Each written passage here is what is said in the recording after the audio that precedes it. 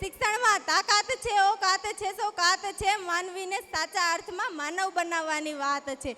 માનવીને સાચા અર્થમાં માનવ બનાવવાની વાત છે. ઉપસ્થિત આપ સર્વેને ગેલેક્સી સ્કૂલની વિદ્યાર્થીની રાઠોડ નૈનાના સ્વેચ્છેદ પ્રણામ. ઘાયલ વર્તમાનનો ઇલાજ શિક્ષણ છે એક ઉપચાર. ઘાયલ વર્તમાનનો ઇલાજ શિક્ષણ છે એક ઉપચાર.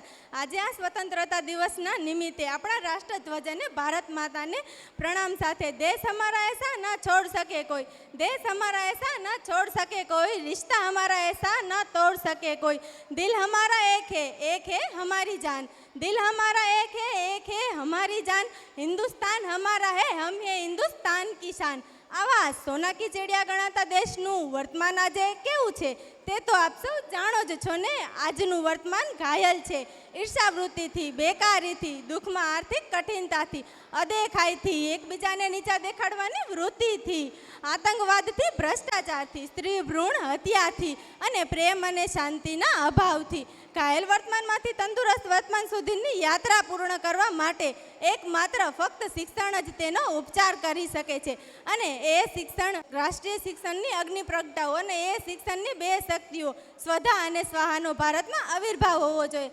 સ્વધા એટલે આત્માહુતિ આપવાની આત્મહત્યા અગ્નિ શક્તિ અને સ્વાહા એટલે આત્મધારણની શક્તિ. શિક્ષણ એક ઉત્તેજક દવા નથી પરંતુ પ્રતિબંધિત નિવારક છે. શિક્ષણ એક ઉત્તેજક દવા નથી પરંતુ પ્રતિબંધિત નિવારક છે. કાકા સાહેબ કાલેલકરના મૂલવેલા શિક્ષણને જ્યારે સંમંથન મળશે અને તે જ રીતે શિક્ષણ અપાશે તથા લેવાશે ત્યારે આ ઘાયલ વર્તમાનનો ઇલાજ શક્ય બની શકે છે. તો આવું શિક્ષણ એટલે કે કેળવણી શું કહે છે?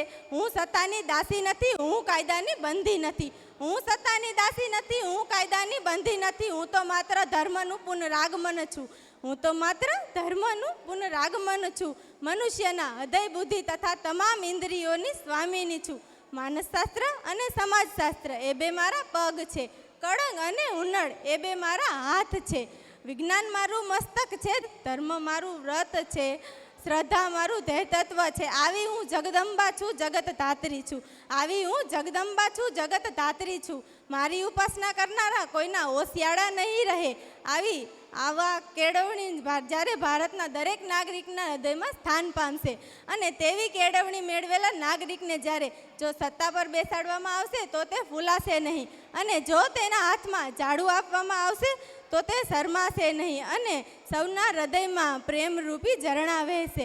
આ પ્રેમ સંગીત અને મૌન દ્વારા પ્રગટ થશે અને સૌંદર્યનું પ્રાગટ્ય થશે અને સૌંદર્યમાંથી પ્રગટેલો પ્રેમ રાષ્ટ્ર માટે અનમોલ હશે.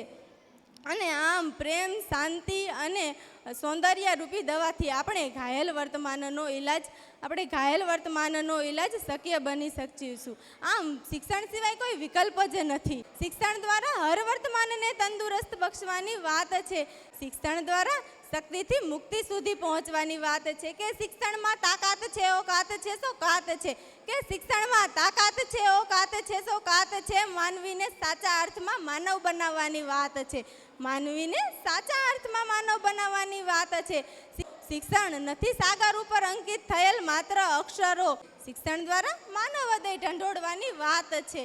તો અપેક્ષા હર તંદુરસ્ત બને ઘાયલ વર્તમાન અને આમ આ ઘાયલ વર્તમાનને તંદુરસ્ત બનાવવાની વાત છે. Thank you.